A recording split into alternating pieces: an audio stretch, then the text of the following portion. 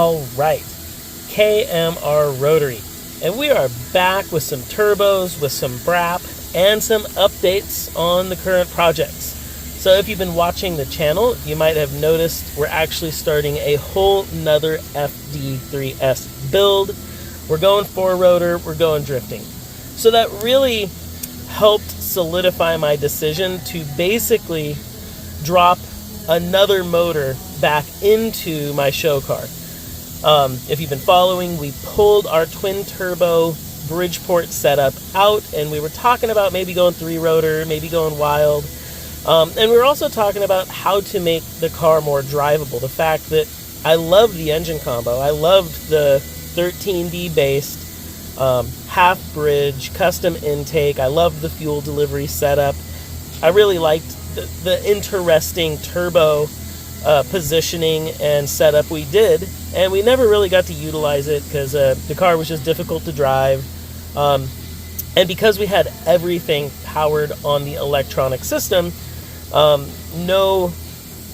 basically non-mechanical power steering, so it had electric power steering or a lack thereof power steering, small battery, electric water pump, and a lot of ECU management and fuel pumps and fans. It just was difficult to keep this car running and operating on a day-to-day or month-to-month level. It's not a race car. It was more of a show car, fun car. So, since we have a new wild project, I grabbed a block that had been sitting around the shop. I'm an engine builder, so I happen to have a not quite as good of setup block as what was in there. This one's a little more stock based, but it allowed us to bolt everything back up to it. The wastegates, the turbos, our plumbing. It's an FD3S based block with some decent porting and a OEM rotating assembly. And I figured even at a mild boost, 18 pounds of boost, that should get us into the 400 horsepower range, at least with this setup. So the goal has become, let's get this package back into the show car. Let's play with this twin turbo setup and a somewhat basic FD3S block. And that'll allow the car to be functional. It won't be apart for a long time. Ideally, we'll have this car at 7 stock, which is only, I think, about 10 days away, 2 weeks away. And I think that'll be fantastic. Ideally, it will be up and running with a little bit new water pump and steering and, maybe a little bit more of a OEM style setup to go alongside this very interesting engine setup.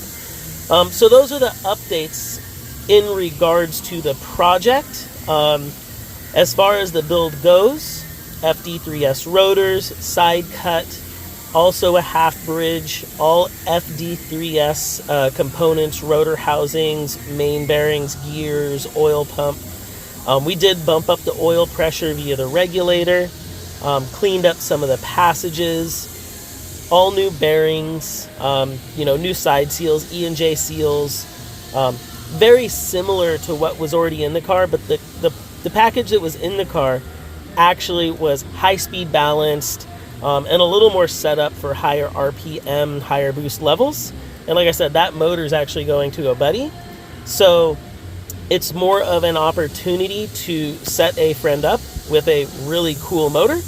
And then in our case, get this car back together so we can focus a lot more attention onto the bigger project, which has come about and is now at hand, which is our Formula Drift 4-rotor turbo build. And I believe that is a wrap. Stay tuned, and thank you for watching KMR.